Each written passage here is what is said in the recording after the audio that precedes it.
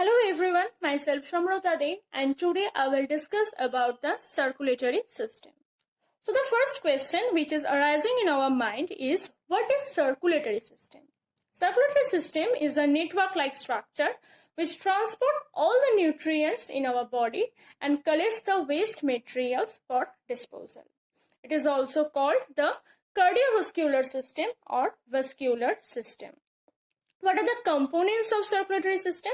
It has three components: blood vessels, and the heart. So first we will discuss about the blood. Blood is a fluid connective tissue. It has two parts, plasma and blood cells.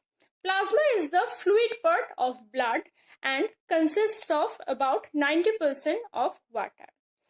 And blood cells, it is of three types: RBC or erythrocytes, WBC or leukocytes, and platelets. RBC, red blood cells. Why it is called red? Because the presence of hemoglobin. What is its role? It helps to transport the nutrients in our body. WBC, white blood cells. Why it is called white? Because of the lack of any pigment. It is of two types, granulocytes and agranulocytes. Granulocytes are of three types, eosinophil, basophil, neutrophil, and agranulocytes are of two types, monocyte and lymphocyte. The main role of WBC is to provide immunity to our body.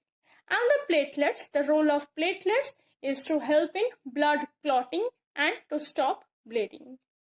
The circulatory system has two types of blood: oxygen-rich blood and oxygen-poor blood. Oxygen-rich blood means high oxygen content, low carbon dioxide content, and oxygen-poor blood means high carbon dioxide content, low oxygen content.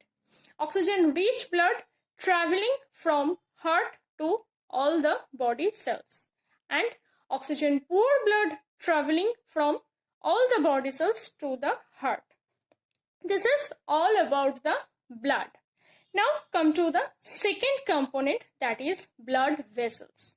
There are mainly two types of blood vessels, arteries and veins. Arteries carries the oxygen rich blood and veins carry the oxygen poor blood. But there is an exception, that is pulmonary artery and pulmonary vein. Pulmonary artery carries the oxygen poor blood and pulmonary vein carries the oxygen rich blood. There is another type of blood vessels, that is capillaries, which are present at the junction of the arteries and veins, and it helps in the exchange of gases with the tissues. All these types of blood capillaries have three layers. The external layer is called the tunica externa, the middle layer is tunica media, and the inner layer is called the tunica interna. This is all about the second component, that is blood vessels. Now coming to the most important organ of circulatory system, that is the heart. Heart is also called the pumping organ as it pumps blood to all the part of our body. First see the anatomy of the heart. The outer covering of heart is called the pericardium. It has two layers. The external layer is called the parietal pericardium and the inner layer is called the visceral pericardium. Now the heart walls. Heart walls has also three layers. The external part, that is called the epicardium. The middle layer is called the myocardium, which is actually the cardiac muscle, and the inner layer, which is called the endocardium. Heart has four chambers: two upper chamber, left and right atrium, two lower chambers, left and right ventricle. The inside of heart is divided into two sections so that the two types of blood, that is oxygen rich blood and oxygen poor blood, do not get mixed. The left side is for oxygen rich blood and the right side is for oxygen poor blood. The left and right atrium is separated by intra-atricular septum, and the left and right ventricles are separated by intraventricular septum. Now, heart has four valves. What is valve? Valve is acting like the hinge of our door. That is, it helps to keep the blood flowing in one direction. There are four valves, two atrioventricular valves and two semilunar valves. Atrioventricular valves are present in between the atrium and ventricles. Two atrioventricular valves are bicuspid and tricuspid valves. Bicuspid valves is present in between the left atrium and left ventricle, and the tricuspid valve is present in between the right atrium and right ventricle. And the semilunar valves are present in between the ventricles and the arteries leaving the ventricles. There are two semilunar valves, aortic valves and pulmonary valves. Aortic valves is present in between the left ventricle and aorta, and the pulmonary valve is present in between the right ventricle and the pulmonary artery. So this is all about the heart. Now I am going to discuss how blood flows through the heart.